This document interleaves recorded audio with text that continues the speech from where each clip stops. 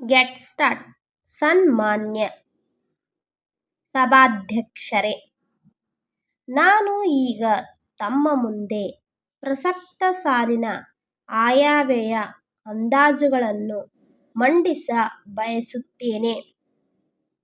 ಈ ವರ್ಷ ರಾಜ್ಯದ ಆಯವ್ಯಯಕ್ಕಿಂತ ಮೊದಲೇ ಕೇಂದ್ರದ ಆಯವ್ಯಯ ಮಂಡನೆಯಾಗಿರುವುದು ನಮ್ಮ ಸುದೈವ.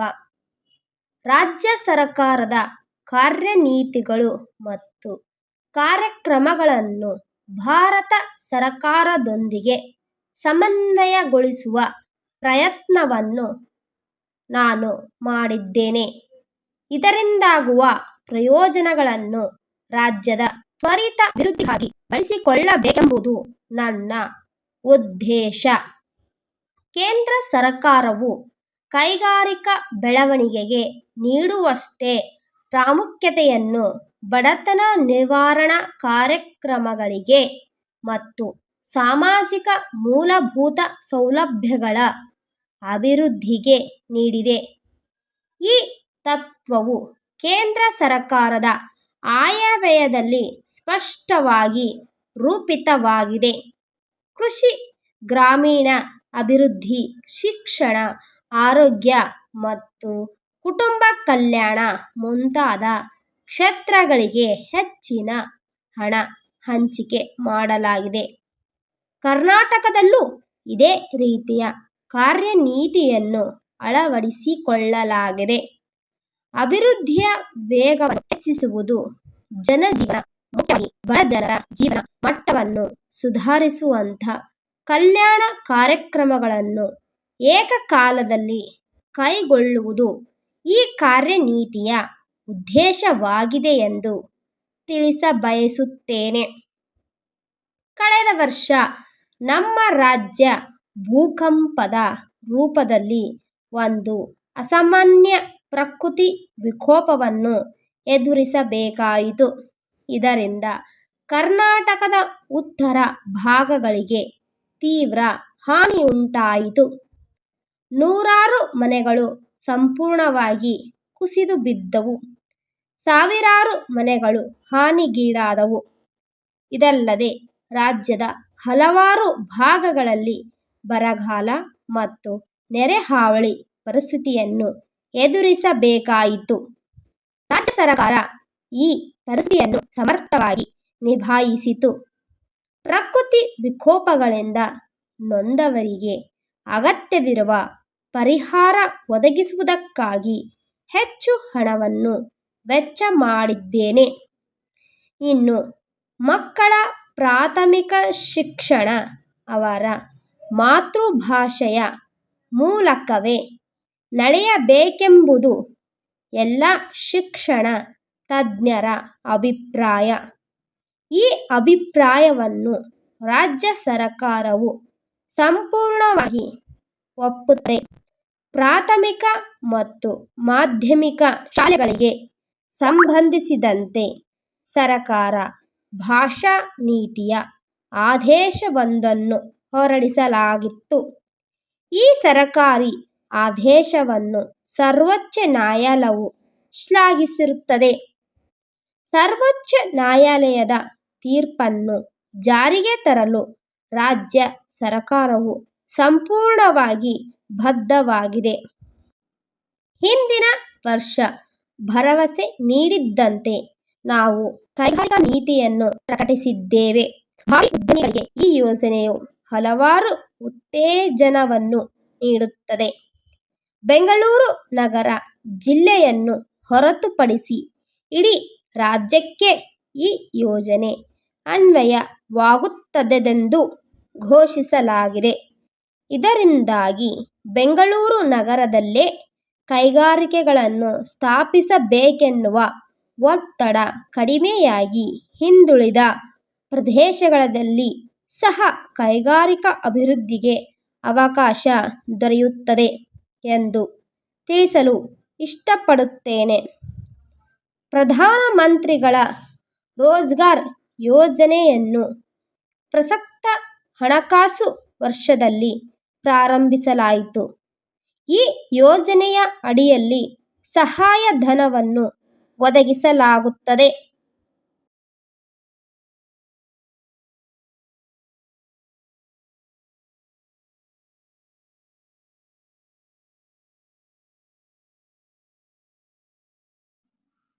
ಪ್ರಧಾನಮಂತ್ರಿಗಳ ರೋಜ್ಗಾರ್ ಯೋಜನೆಯನ್ನು ಗ್ರಾಮೀಣ ಪ್ರದೇಶಗಳಿಗೆ ವಿಸ್ತರಿಸಲಾಗುತ್ತದೆ.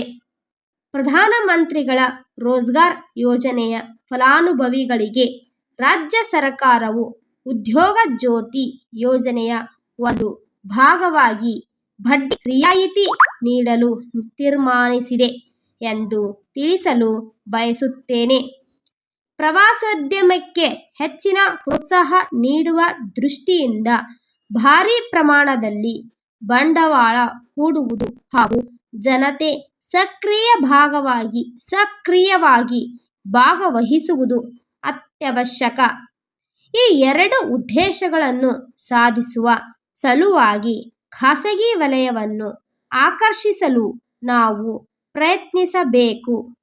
ಪ್ರವಾಸೋದ್ಯಮ ಪ್ರಚಾರಕ್ಕಾಗಿ ಆಯವ್ಯಯದಲ್ಲಿ ಒದಗಿಸುವ ಹಣವನ್ನು ಹೆಚ್ಚಿಸಲು ಉದ್ದೇಶಿಸಲಾಗಿದೆ. ಪ್ರವಾಸೋದ್ಯಮ ಸಂಬಂಧಿ ಉದ್ಯಮಗಳನ್ನು ಪ್ರಾರಂಭಿಸಲು ಖಾಸಗಿ ಉದ್ಯಮಿಗಳಿಗೆ ಸಹಾಯಧನವನ್ನು ನೀಡುತ್ತಿದೆ ಎಂದು ತಿಳಿಸಲು ಇಷ್ಟಪಡುತ್ತೇನೆ. ನಾನು ಈಗ ಮೊದಲೇ ಹೇಳಿದಂತೆ ಆಯವ್ಯಯದ ಅಂದಾಜುಗಳನ್ನು ಈ ಸದನದ ಪರಿಶೀಲನೆಗಾಗಿ ಮತ್ತು ಅನುಮೋದನೆಗಾಗಿ ಮಂಡಿಸುತ್ತೇನೆ ಹಾಗೂ ಆಯವ್ಯಯವನ್ನು ಪರಿಶೀಲಿಸುವ ಸಲುವಾಗಿ ಸಮಿತಿ ಪದ್ಧತಿಯನ್ನು ಆಚರಣೆಗೆ ತರುವುದರಿಂದ 6 ತಿಂಗಳ ಅವಧಿಗೆ ಲೇಖಾನುದಾನ ನೀಡಬೇಕಾಗಿ ವಿನಂತಿಸುತ್ತೇನೆ. ನಿರ್ದೇಶಕರು, ವಾರ್ತಾ ಮತ್ತು ಪ್ರಚಾರ ಇಲಾಖೆ, ಬೆಂಗಳೂರು ಇವರಿಗೆ ಮಾನ್ಯರೇ, ಜನಪದ ಅಕಾಡೆಮಿಯು ಕಳೆದ 2 ದಶಕಗಳಿಗೂ ಹೆಚ್ಚು ಕಾಲ ಜನಪದ ಸಾಹಿತ್ಯ, ಕಲೆ ಮತ್ತು ಸಂಸ್ಕೃತಿಯ ಕ್ಷೇತ್ರದಲ್ಲಿ ನಿಸ್ವಾರ್ಥ ಹಾಗೂ ಅರ್ಪಣಾ ಮನೋಭಾವದ ಸೇವೆಯನ್ನು ಸಲ್ಲಿಸುವ ಮುಖ್ಯ ಉದ್ದೇಶಕ್ಕಾಗಿ ಸ್ಥಾಪಿತವಾದ ಮೂಲ ಸಂಸ್ಥೆಯಾಗಿದೆ. ಅಕಾಡೆಮಿಯ ಮುಖ್ಯ ಕಾರ್ಯಗಳು ಜನಪದ ಸಾಹಿತ್ಯ, ಕಲೆ ಮತ್ತು ಸಂಸ್ಕೃತಿಯನ್ನು ಅಭಿವೃದ್ಧಿಪಡಿಸುವುದರ ಜೊತೆಗೆ ಅವುಗಳ ಸಂಗ್ರಹ, ಸಂರಕ್ಷಣೆ ಮತ್ತು ಪ್ರಕಟಣೆಯನ್ನು ಒಳಗೊಂಡಿದೆ. ಈ ಕಾರ್ಯಚಟುವಟಿಕೆಗಳಿಗಾಗಿ ಅದು ಹೆಚ್ಚಿನ ಮೊಬಲಗನ್ನು ಖರ್ಚು ಮಾಡಿದೆ. ಅಕಾಡೆಮಿಯು ತನ್ನ ಕಾರ್ಯಚಟುವಟಿಕೆಗಳಿಗಾಗಿ ರಾಜ್ಯ ಸರ್ಕಾರ ಅಥವಾ ಕೇಂದ್ರ ಸರ್ಕಾರ ಅಥವಾ ಇತರ ಸಂಸ್ಥೆಗಳಿಂದ ಯಾವುದೇ ಅನುದಾನವನ್ನು ಪಡೆಯುತ್ತಿಲ್ಲ. ಹೊಸ ಹಾಗೂ ಆಧುನಿಕ ವೈಜ್ಞಾನಿಕ ನಾಗರಿಕತೆಯ ಪ್ರಭಾವದಿಂದಾಗಿ ತೀವ್ರವಾಗಿ ನಶಿಸಿಹೋಗುತ್ತಿರುವ ಕನ್ನಡ ಜನಪದ ಸಂಪತ್ತನ್ನು ಮುಂದಿನ ಪೀಳಿಗೆಯವರಿಗಾಗಿ ಉಳಿಸಲು ಅಕಾಡೆಮಿ ಸಾಕಷ್ಟು ತೊಂದರೆಯನ್ನು ಅನುಭವಿಸಿದೆ.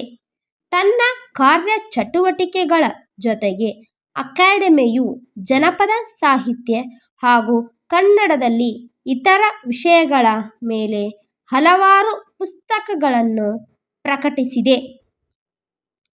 ಸಾಹಿತ್ಯ ಮತ್ತು ಸಂಸ್ಕೃತಿ ಇಲಾಖೆಯ ನಿರ್ದೇಶಕರು ಹಾಗೂ ಸಾರ್ವಜನಿಕ ಶಿಕ್ಷಣ ಇಲಾಖೆಯ ನಿರ್ದೇಶಕರ ಅಭಿಪ್ರಾಯವನ್ನು ಪರಿಗಣಿಸಿ ಸರ್ಕಾರದ ಶಿಕ್ಷಣ ಇಲಾಖೆಯು ಜನಪದ ಸಾಹಿತ್ಯ ಹಾಗೂ ಸಾಮಾನ್ಯವಾಗಿ ಸಾಹಿತ್ಯ ಕ್ಷೇತ್ರದಲ್ಲಿ ಸಲ್ಲಿಸಿದ ಅದರ ನಿಸ್ವಾರ್ಥ ಸೇವೆಯನ್ನು ಗಮನದಲ್ಲಿರಿಸಿ ಜನಪದ ಅಕಾಡೆಮಿ, ರಾಜಾಜಿನಗರ, ಬೆಂಗಳೂರು ಇವರು ಪ್ರಕಟಿಸಿದ ಪುಸ್ತಕಗಳನ್ನು ಖರೀದಿಸುವುದಕ್ಕಾಗಿ ಶಿಫಾರಸು ಮಾಡಿದೆ ಎಂದು ತಿಳಿಸಬಯಸುತ್ತೇನೆ. ಅಕಾಡೆಮಿ ಪ್ರಕಟಿಸಿದ ಪುಸ್ತಕಗಳನ್ನು ಖರೀದಿಸಲು ಸರ್ಕಾರದ ಅನುಮೋದನೆಯನ್ನು ನಿಮಗೆ ತಿಳಿಸಲು ಇಚ್ಛಿಸುತ್ತೇನೆ. ತಮ್ಮ ವಿಶ್ವಾಸಿ